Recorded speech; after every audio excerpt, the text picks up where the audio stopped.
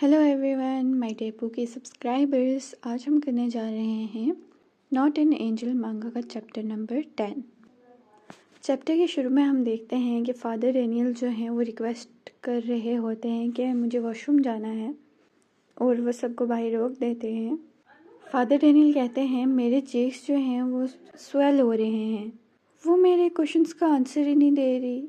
और जैसे ही मैं मिस साशा को ज़्यादा जान रहा हूँ, हर चीज़ बहुत ही ज़्यादा कंफ्यूजिंग हो रही है। मुझे अभी उन्होंने मारा।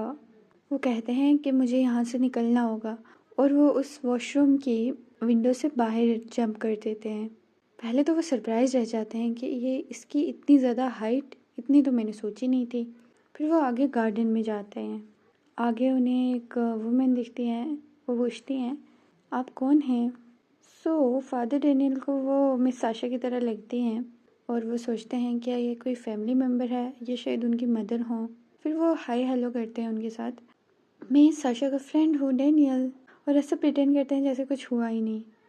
मिस साशा की मदर रिप्लाई करते हैं क्या क्या तुम उसके बॉयफ्रेंड हो। फादर कहते हैं नहीं नहीं, मैं तो सिर्फ उनका फ्रेंड हूँ।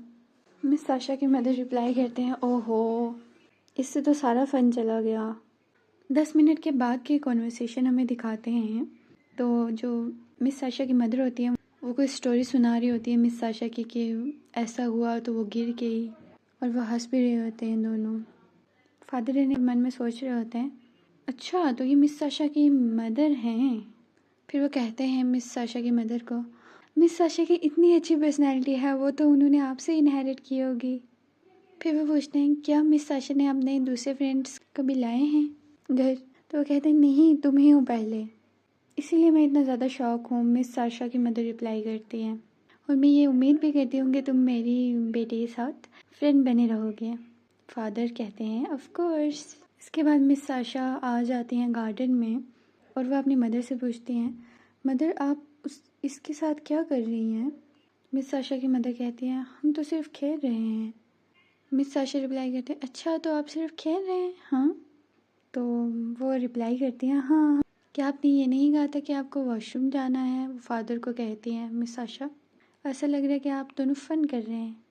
फिर उनकी मदर चली जाती हैं गुड बाय करके, और कहती हैं कि आप दोबारा आना फादर को। मिस साशा पूछती हैं क्या आपको लगता है मैं आपको खा जाऊंगी। मैं ये आपको तभी बताना चाहती थी जब हम थोड़े क्लोज हो जाते, लेकिन ऐसा लगता है कि आप वेट नहीं कर सकते हैं ना। फादर डेनियल नोटिस करते हैं कि जो मिस साशा है उनके हाथ जो हैं वो बहुत ज़्यादा ट्रेम्बल कर रहे हैं। मिस साशा पूछते हैं क्या आप सुन रहे हैं। फादर रिप्लाई करते हैं हाँ मैं सुन रहा हूँ। और वो कहते हैं कि मिस साशा के हैंड क्यों ट्रेम्बल कर रहे हैं, क्या ये इसलिए क्योंकि मैंने उनके मदर से बात की। इतने में ही 2 असिस्टेंट आ जाते हैं और वो कहते हैं मिस साशा आपके फादर जो है वो आपसे बात करना चाहते। वो कहती है मैं उनसे आज ही तो मिली हूँ, वो फिर से क्यों मुझे बुला रहे हैं। असिस्टेंट दोबारा मिस साशा को बुलाता है, तो इससे वो बहुत एंग्री हो जाती है और वो चिल्लाती है आई गॉट इट, कि मुझे समझ आ गया, मैं आ जाऊंगी। किसने कहा कि मैं नहीं जाऊंगी, मैं अभी जा रही हूँ। फादर सोचते हैं कि वो अपने पेरेंट्स से बहुत ज़्यादा ओवर रिएक्ट कर रही है। फिर मिस साशा वहाँ से चली जाती हैं, और उनके जो असिस्टेंट हैं वो फादर को कहते हैं कि हम आपको घर पहुँचा देंगे। फादर रिप्लाई करते हैं श्योर। और उनको वो मोमेंट याद आता है अभी का, कि जब उन्हें मिस साशा की आइज़ में अपना चाइल्डहुड दिखता है। और यहाँ पे हमारा चैप्टर नंबर 10 कंप्लीट होता है। तो आज मैं इस वीडियो में 3 चैप्टर कंप्लीट करूँगी, that is chapter number 10, 11 and 12। Let's start chapter number 11। Chapter के शुरू में हम देखते हैं फादर कहते हैं गार्डन में उसकी आइज़ ऐसे शाइन कर रही थी उसी सेम लाइट से जैसे मेरी करती थी जब मैं टीनेज में था। वो लाइट जो थी वो बहुत ही ज़्यादा डिम थी और कोल्ड थी, ऐसी थी उसकी आइज़। तो हम देखते हैं मिस साशा सोई होती है, और अराउंड 5 o'clock वो उठते हैं और कहते हैं एक नया दिन शुरू हो गया, या फिर ये सेम डे है। लेकिन ये सब चीज़ें अब मैटर नहीं करती, और वो कहती हैं मेरे असिस्टेंट वो अभी आएगी। तो इसके बाद जो उनके असिस्टेंट हैं वो मिस साशा को तैयार करती हैं। वो कहती हैं आज 3rd ग्रेजुएशन सेरेमनी है, टाइम कितना जल्दी चला जाता है, मुझे बस अब 1 साल बचा है, और ये तब तक ही रहेगा जब तक कि मैं 30 साल की ना हो जाऊँ। मुझे 1 साल ही बचा है, क्योंकि मेरे जो फादर थे उन्होंने मुझे अलो किया था 30 साल तक कि मैं इस दुनिया को एक्सप्लोर कर सकती हूँ। फिर उसके बाद मुझे ऑर्गेनाइजेशन को देखना पड़ेगा 1 साल के बाद। और ये सब कहते हुए बहुत ही सैड होती है। हमें जब फादर डैनियल और मिस साशा मिले थे उस दिन का दिखाया जाता है। मिस साशा कहती हैं मुझे यहाँ से जाना होगा। सब स्टूडेंट मिस साशा को थैंक यू कह रहे होते हैं और कहते हैं ये सब आपकी वजह से है miss Sasha, thank you so much. तो वो बहुत ही ज़्यादा खुश होती हैं। उसके बाद हमें ग्रेजुएशन सेरेमनी जब ख़त्म होती है तब का सीन दिखाते हैं कि मिस साशा जो हैं वो वेट कर रही होती हैं ड्राइवर का कि वो उन्हें आके पिकअप करेंगे। वो कहती हैं वो लेट हो गए। तो तब 6:30 हो रहे होते हैं। फिर उसके बाद रात भी हो जाती है, लेकिन उनके असिस्टेंट उन्हें पिकअप नहीं करने आते और वो बहुत ज़्यादा गुस्सा होती हैं। फिर उनके असिस्टेंट आ जाते हैं उन्हें पिकअप करने और वो कहते हैं I am sorry miss Sasha. वो कहते हैं कि हमें कुछ काम पड़ गया था अचानक ही, हम बहुत ही ज़्यादा सॉरी हैं। तो मिस साशा उन्हें मारने लगती हैं। मैं ऐसी ऑर्गेनाइजेशन का क्या करूं जिससे एक काम ढंग से नहीं हो पाता।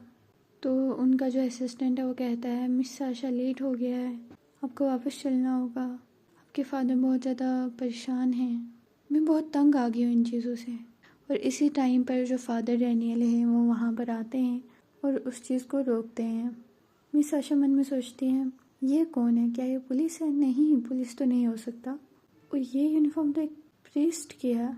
सो इस चैप्टर में हमें दिखाया गया था कि इन दोनों की जो पहली इंट्रैक्शन है वो कैसे हुई थी पूरी बैकग्राउंड स्टोरी के साथ में। And let's dive into the next chapter. और अब स्टोरी वहीं से कंटिन्यू होती है जब फादर डैनियल को वो किडनैप करके ले गए थे अपने घर और उसके बाद उनका असिस्टेंट आके छोड़ भी गया था। फादर डैनियल वो एक स्टूडेंट से पूछ रहे होते हैं तुम यहाँ पे क्या कर रहे हो, और वो रिप्लाई करता है मैं बबल्स ब्लो कर रहा हूँ। फादर रिप्लाई करते हैं बबल्स? स्टूडेंट कहता है क्या ये कूल नहीं है, मिस साशा ने ये मुझे दिया। फादर कहते हैं तुम क्लास में क्यों नहीं हो, अभी तो तीसरा पीरियड चल रहा है। मैं वहाँ पे था जब टीचर अटेंडेंस ले रहे थे, इसको कोई उतना मसला नहीं है। वो मन में सोचते हैं क्या मिस साशा इस तरह किड्स के ज़्यादा क्लोज है। वो कहते हैं मिस साशा स्टूडेंट्स को उनकी मर्ज़ी का करने देते हैं और उन्हें फोर्स भी नहीं करती कि वो क्लास अटेंड करें। स्टूडेंट्स ऐसे टीचर से बहुत ही ज़्यादा ब्लेस्ड फील करते हैं। वो मिस साशा और अपने में कंपैरिजन कर रहे होते हैं कि स्टूडेंट ज़्यादा लाइक करते हैं मिस साशा को, और स्टूडेंट जो हैं वो फादर डैनियल की तरह किसी को लाइक नहीं करते, क्योंकि जो बार बार स्टडी करने का कहे और फ्यूचर के लिए कहता रहे ये बहुत ही ज़्यादा बोरिंग और इनफ्लेक्सिबल है। मैं बार बार दूसरे टीचर से पूछ रहा था और उन्होंने मुझे कहा कि आपको इतना परेशान होने की कोई ज़रूरत नहीं है। मैं एक गाइडिंग लाइट बनना चाहता हूँ स्टूडेंट्स के लिए, और वो भी जल्दी। मुझे इतना उतावला नहीं होना चाहिए। तो अगर मुझे स्टूडेंट्स के साथ अच्छा रहना है तो मुझे उनका ट्रस्ट लेना होगा। जो चीज़ मुझे अभी परेशान कर रही है वो है। इतने में ही मिस साशा उन्हें बुला लेती हैं, कहती हैं फादर। फादर रिप्लाई करते हैं हेलो। मिस साशा कहती है क्या आप हमें ज्वाइन करेंगी?